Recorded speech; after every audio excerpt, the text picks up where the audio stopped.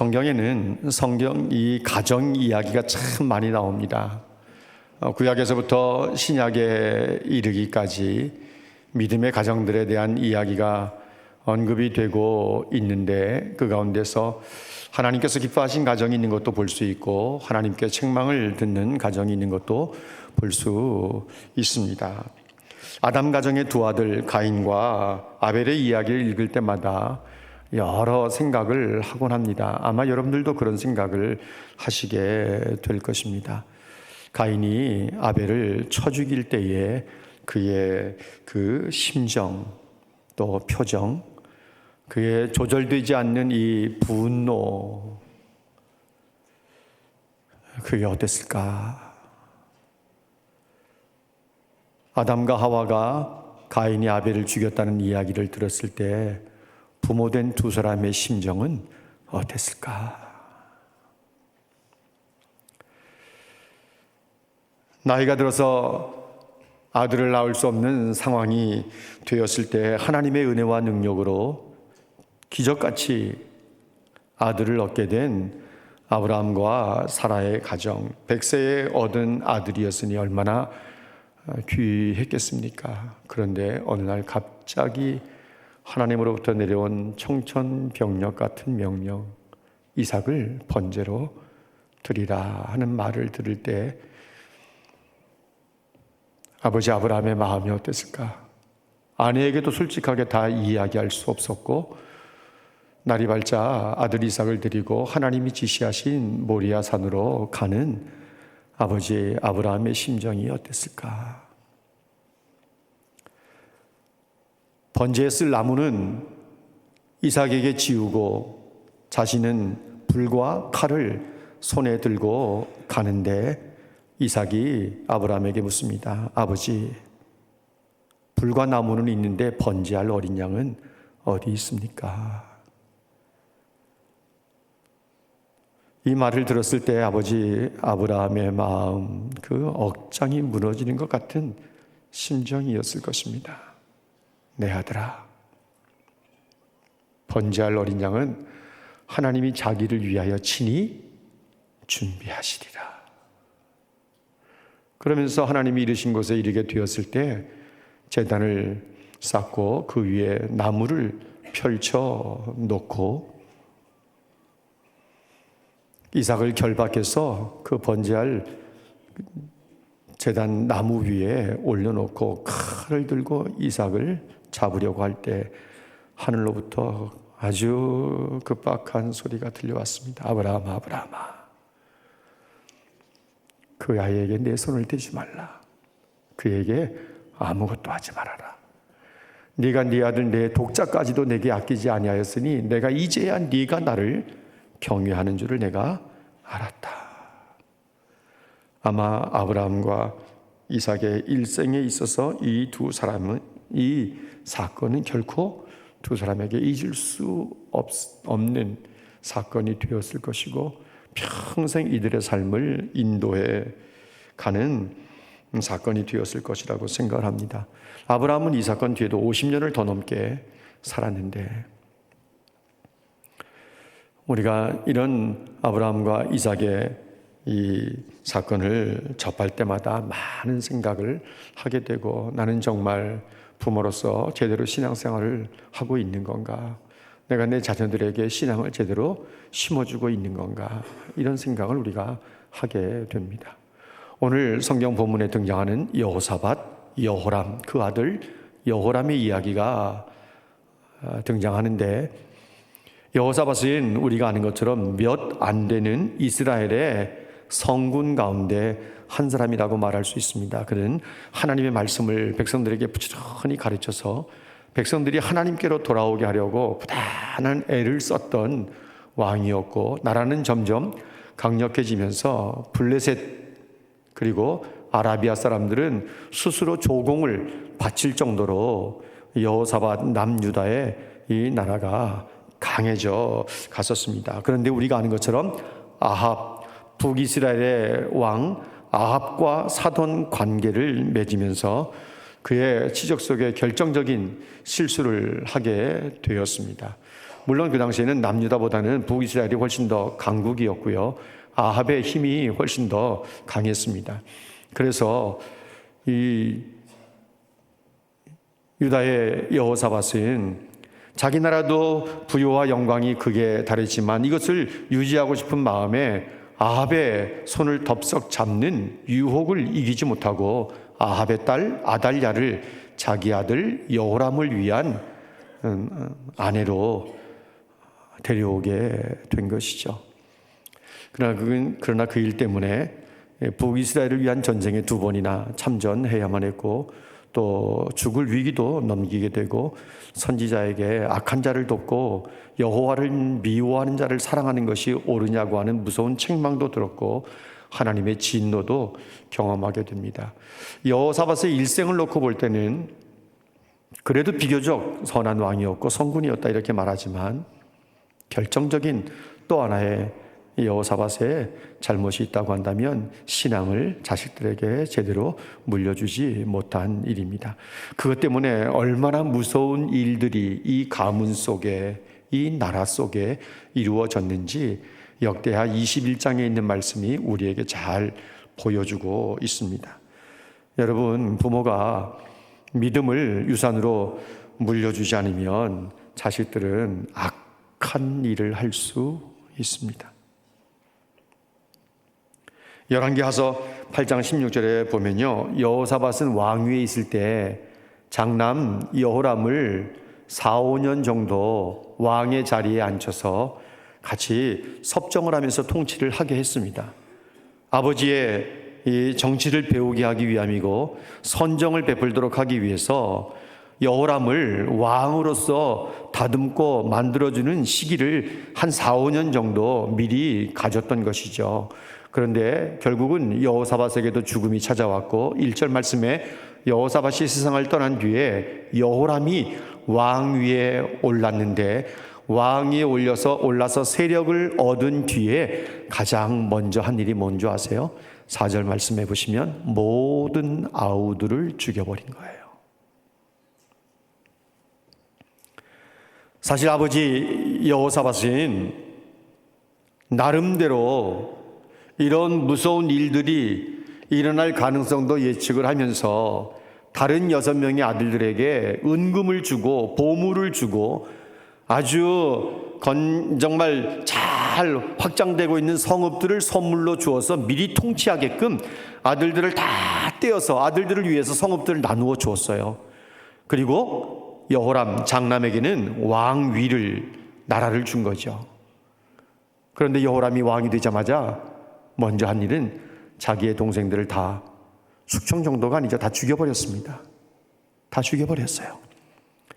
그리고 이스라엘의 유다의 지도자들 가운데 몇 사람을 또 칼로 죽여버립니다. 방백들도 죽여버리고 말았습니다. 그러니까 여호사밧이 나라의 안정을 꾀하고 선한 정치를 하도록 하기 위해서 미리 4-5년 동안 왕의 자리에 앉혀서 섭정하게 하고 정치를 배우게 한 것도 다 무의산으로 끝나버렸고 다른 6명의 아들들에게 은금을 주고 보물을 주고 성읍들을 나누어 주면서 왕권에 도전하지 않도록 그 나눠준 성읍을 잘 다스리도록 나름대로 여호사밧은 애를 많이 쓰면서 자식들을 다 뿔뿔이 흩어 놓았는데 여호람의 이 왕권에 대한 욕심이 모든 동생들을 다 죽여버리게 했던 것입니다. 왜 그랬을까 생각해 보면 우리가 몇 가지를 추론해 볼 수 있는데요. 여호람은 아버지와 함께 4-5년 동안 미리 왕의 자리에 오르게 되었을 때 아버지의 선정을 배우지 않았습니다. 어쩌면 아버지가 죽기를 기다리고 있었는지도 모릅니다. 아버지가 세상을 떠나고 왕이 되어 세력을 얻은 후에 곧바로 동생들을 다 죽여버린 거죠. 그것은 아마도 6절에 있는 말씀을 놓고 우리가 볼 때에 그의 아내 아달랴의 영향이었을 것이라고 생각을 합니다. 왜냐하면 북이스라엘은요 반역의 역사예요. 여호람이 왕이 되었습니다. 그 아들에게 왕이 이어지지만 왕위가 더 이상 못 가요. 바하사가 반역을 일으킵니다. 그 아들에게 왕위가 이어집니다마는 또 오래 못 갑니다. 시므리가 반역을 일으켜서 바하사의 가문을 멸합니다. 시므리도 우리가 아는 것처럼 7일 만에 스스로 왕궁에 불을 놓고 죽음을 선택했고, 오므리가 왕이 되어서 그 아들 아합이 왕이 되고 그 아들 아하시아가 왕이 되고 그 아들 요람이 왕이 되지만 4대를 넘지 못하고 오므리 왕조도 무너져 버리고 맙니다. 그러니까 아달랴는 북이스라엘의 자기 나라의 역사가 어떤 역사인지를 알기 때문에 이 남동생들 아우들을 남겨두었다간 그 가운데 어느 누가 왕을 암살하고 반역을 일으킬지 모른다는 생각을 아달랴는 누구보다도 많이 가졌을 거예요. 남유다에는 그런 반역이 없었거든요. 그냥 다윗의 후손들이 쭉 이어서 왕손들 가운데 이제 왕의 자리를 얻게 되는데, 아달랴는 자기 나라 북이스라엘에서는 그런 일이 없었거든요. 계속 반역이 일어나게 되었고, 그러니까 두려울 수밖에 없었던 거죠. 자기 남편을 누군가 죽이고 암살하고 왕의 자리를 찬탈할 가능성도 있다고 생각을 했었을 것이고, 결국은 여호람이 자기 동생들을 다 죽여버리고 마는 것입니다. 여호람의 문자적인 의미는요, 여호와가 존귀하게 되다, 이런 뜻이에요. 이름의 뜻은 굉장히 좋죠. 그런데 부모가 지어준 신앙의 이름은 이름값을 제대로 하지 못했습니다. 그리고 그 길을 걸어가지를 못했습니다. 본래 근동사회에서는요, 장자는 아버지의 기업, 가문의 이름을 승계받는 특권이 있어요, 장남들에게는. 그래서 여호사밧도 여호람에게 왕위를 넘겨준 것이죠. 근데 신앙적으로는 문제가 있었어요. 신앙을 제대로 심어주지 않고 왕권을 넘겨주었던 것이죠. 그런데 신정 국가에서는 장남, 차남, 삼남, 사남, 오남 따지지 않아요. 하나님이 지명한 사람들이 왕의 자리에 오르게 돼 있어요. 이스라엘의 초대왕 사울이 왕이 되어 그 아들 요나단에게 왕권을 넘겨주려고 사울이 얼마나 애를 썼습니까? 다윗을 죽이려고 10년을 쫓아다녔는데, 그런데도 다윗의 손끝 하나 손대지 못하잖아요. 왜? 하나님이 허락하지 않으시니까. 요나단은 왕의 자리에 오를 생각도 없었고, 그리고 결국에는 하나님의 계획대로 다윗이 왕의 자리에 오르지 않습니까? 여러분 보세요. 다윗의 뒤를 이어서 솔로몬이 왕이 됩니다마는 솔로몬이 장남입니까? 아니요. 고대 근동사회의 풍습을 따른다고 하면 암논, 자기의 배다른 누이 동생을 폭행한 암논을 왕으로 세워야 돼요. 그런데 하나님께서는 솔로몬이 태어나기도 전에 아들을 낳을 텐데 그 이름을 여디디엘이라고 하라고, 하나님의 사랑을 입은 자라고 하는 뜻을 가진 이름을 지어주면서 그 아들이 왕이 될 것이고 그 아들이 성전을 짓게 될 것이라고 하는 것을 미리 알려주신다고요. 솔로몬이 왕이 될 때 그 위에 형들이 여러 명이 있었어요. 그런데 다 뒤로 하고 솔로몬이 왕의 자리에 오르지 않습니까? 그런데 여호사밧은 여호람이 장자라는 이유 때문에 고대 근동의 풍습을 따라 여호람에게 왕위를 넘겨준 거예요. 어쩌면 7 아들 가운데 여호람이 제일 낫다고 생각했을는지도 모르죠. 그래서 여호사밧은 그 많은 재물들을 자식들에게 다 분배를 해주고 성읍들도 통치할 수 있도록 떼어서 주었음에도 불구하고 여호람은 동생들에 대한 불안함과 두려움 때문에 결국은 그들을 다 죽여버리고 마는 것입니다. 여러분, 솔로몬이 르호보암에게 왕권을 넘겨요. 네, 아버지 솔로몬은 르호보암이라고 하는 장남 이 아들이 어떤 인물인지를 사실 정확하게 보지를 못했던 거예요. 백성들이 와서 부왕이 너무 우리를 힘들게 했으니까 세금도 줄여주시고 고역도 좀 줄여주시면 우리가 왕을 섬기겠다고 할 때 3일 뒤에 다시 찾아온 백성들에게 뭐라고 말합니까? 내 새끼손가락이 내 아버지 허리보다 굵다, 이러면서 이 아주 폐역한 말을 하지 않습니까? 그러니까 르호보암 때에 그 강국이, 그 부한 나라가 남과 북으로 분열되게 되고요. 우리가 아는 것처럼 애굽의 시삭이라고 하는 이름을 가진 바로 왕이 침략했을 때 하루아침에 솔로몬이 모아두었던 모든 금은보화를 다 빼앗겨버리고 맙니다. 정말 하루아침에 일어난 일이에요. 여호사밧은 자식들에게 재물을 나누어 주고 성읍을 나누어 주기 전에 신앙을 먼저 심었어야 했고, 여호람에게 왕권을 넘겨주기 전에 신앙을 심었어야만 했습니다. 하지만 그의 아내 아달랴가 있었고 또 이 여호람의 아내인 아달랴의 영향으로 여호람은 결코 바른 길을 제대로 갈 수가 없었던 것입니다. 하나님의 백성이 무엇을 소중하게 여겨야 되고 자녀들에게 무엇을 남겨주어야 되는 것입니까? 여러분, 그것은 누가 뭐라 하더라도 신앙입니다. 신앙을 물려주는 가정들이 되어야 돼요. 신앙을 물려주지 않으면요, 자식들이 이방인처럼 살게 해야 돼요.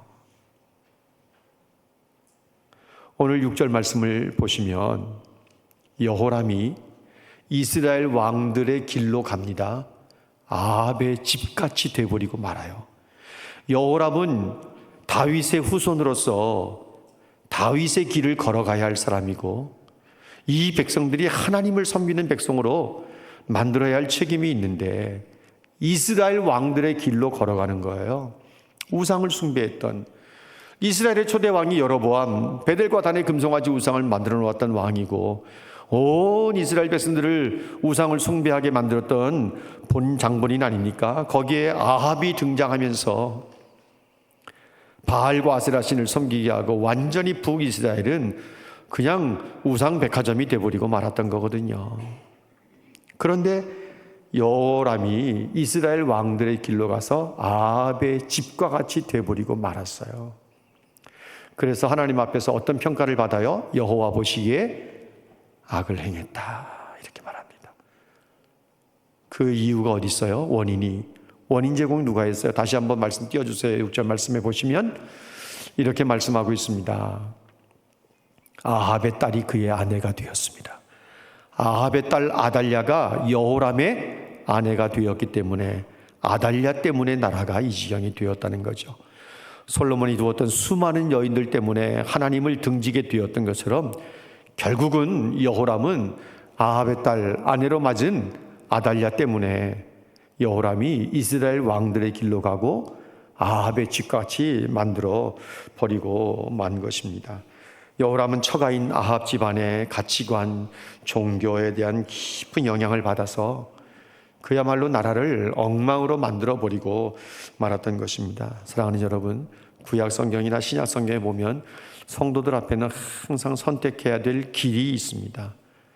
하나님께서 모세를 통해서 이스라엘 백성을 약속의 땅에 들어가게 하실 때 생명의 길과 사망의 길이 있다는 것을 보여주시면서 선택하라고 하셨습니다. 축복의 길과 저주의 길이 있다고 보여주시면서 선택하라고 하셨습니다. 지혜서들을 보면 지혜의 길과 어리석은 자들의 길이 있다고 선택하라고 말씀했습니다. 왕사를 보면 열왕기상하나 역대상하를 보면 다윗의 길이 있고 이스라엘 왕들의 길이 있다고 선택하라고 말합니다. 오늘 이 시대를 살아가고 있는 사람들에게 하나님께서는 믿음의 길이 있고 불신의 길이 있다고 말하고 믿음의 길은 영생이고 불신의 길은 사망이라고 선택하라고 분명히 말씀하십니다.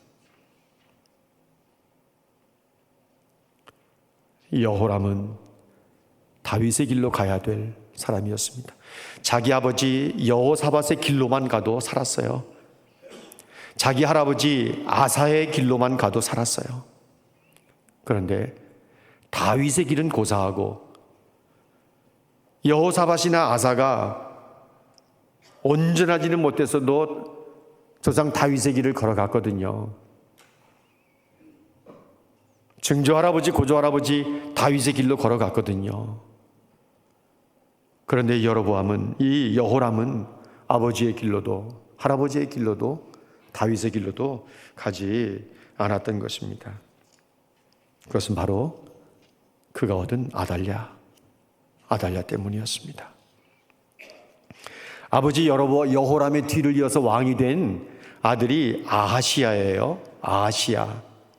여호아하스라는 이름도 가지고 있는데 아하시야가 아합의 가문을 따라서 행하게 됩니다.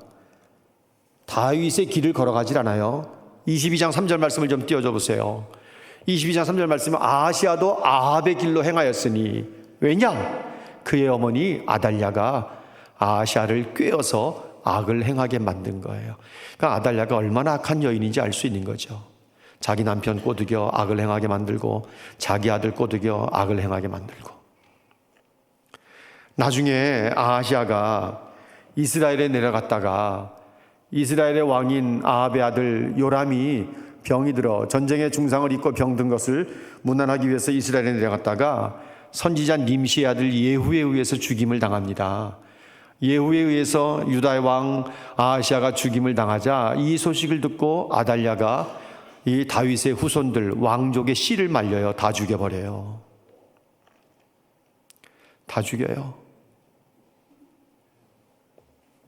그런데 아하시아의 막내 아들이 하나 있는데 요아스라고 하는 이 아들을 고모가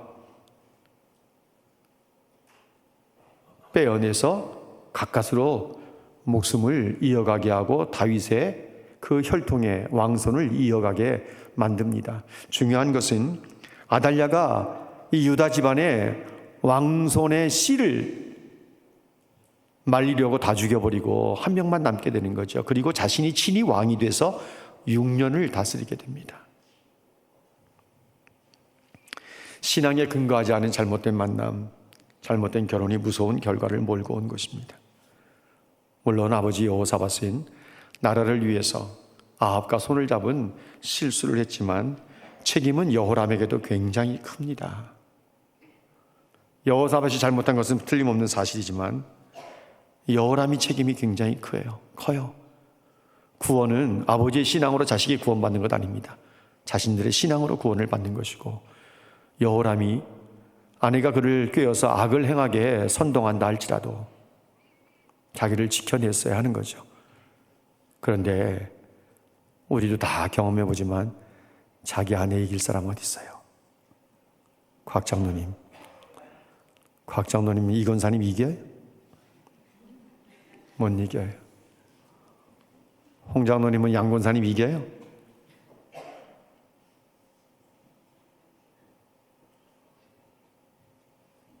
잘 선택해서 얘기해요. 여러분 생각해 보세요. 아내 이길 사람 없습니다. 힘 있을 때는 큰 소리 칠 수는 있어요. 그러니까 오래 못 갑니다. 이 외모, 눈에 보이는 학력, 좋은 직장, 돈 이런 것들은요 하나님 앞에서 아무 힘을 못 씁니다. 하나님 앞에서 아무 힘을 못 써요. 그래서 부모님들은 지금 자녀들이 어렸을 때 자녀들에게 살아있는 하나님에 대한 신앙을 부지런히 심어주셔야 돼요. 자녀들은 야, 너 빨리 결혼해야 되지 않냐 그러면 자기가 다 알아서 한대 뭘 알아서 해? 그 사이에 부모들 속은 다 썩는데 알아서 한다는 말에 속지 마세요. 알아서 하긴 뭘 알아서 해요. 정말 부모가 눈물로 자식들을 위해서 기도하고 바른 길 걸어갈 수 있도록 정말 애를 많이 써야 돼요. 이 여호람의 악한 행위에도 불구하고요, 하나님께서는 이 다윗의 가문에 은혜를 베풀어서 멸하기를 즐겨하지 않습니다. 북이스라엘의 왕들이 잘못하면요 왕조를 뒤집어 엎으셨어요. 여호람이 잘못했을 때 바하사 왕조로 뒤집어 엎으시고, 바하사 왕조가 잘못했을 때 7일 천하로 끝났지만 시므리에게 뒤집어 엎임을 당하고, 시므리가 잘못했을 때 오므리에게 엎임을 당하고, 이 아합의 왕조가 결국은 또 망하게 되는 거예요. 4대밖에는 못 가거든요. 그런데 다윗의 후손이 유다 왕들이 잘못했을 때는 하나님께서는 징계는 하시는데 그 왕조를 멸하지는 않으세요. 왜냐하면 하나님께서 다윗과 언약을 하셨기 때문에 그래요.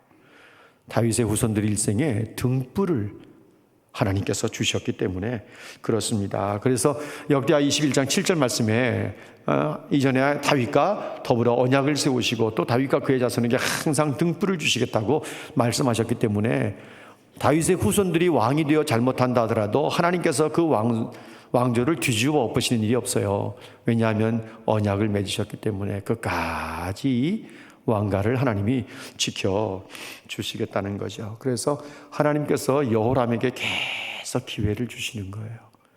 기회를 주시는데 돌아오지를 못해요. 이 말씀이 성도들에게 얼마나 위로가 되는가 하면요, 이미 출가하고 분가해서 가정을 이룬 여러분의 자녀 손들이 신앙생활 해도 미지근하고 안 하는 자식들도 있고 손주들도 있고, 그런 것 볼 때 얼마나 마음이 아픕니까? 그런데 하나님께서 그냥 완전히 없애버리지 않으신다는 거예요. 기다리신다는 거예요.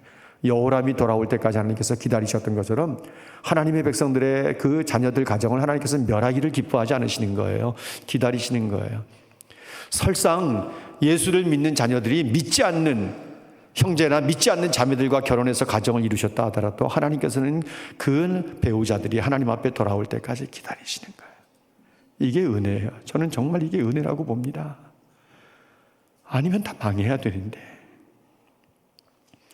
그래서 분가하고 출가한 자녀손들 가정이 믿음의 반석 위에 굳게 서 있지 않는다고 하면 포기하지 마시고 아직도 기회가 있는 거. 하나님께서 기다려 주시니까. 악인들도 회개하고 돌아오기를 기다리시는데 하나님의 자녀들이 예수를 믿지 않고 쭈삣쭈삣 망설이고 세상 좋아해서 나가고 있다고 한다면 하나님께서 그 가정 멸하시겠습니까? 사랑하는 아내가 하나님 앞에 나와서 눈물로 기도하는데 그 남편을 하나님께서 쉽게 데려가시겠습니까? 하나님께서 기회를 주시는 거예요. 기다리시는 거예요. 기다리시는 거예요. 여러분 쉽게 포기하지 마십시오.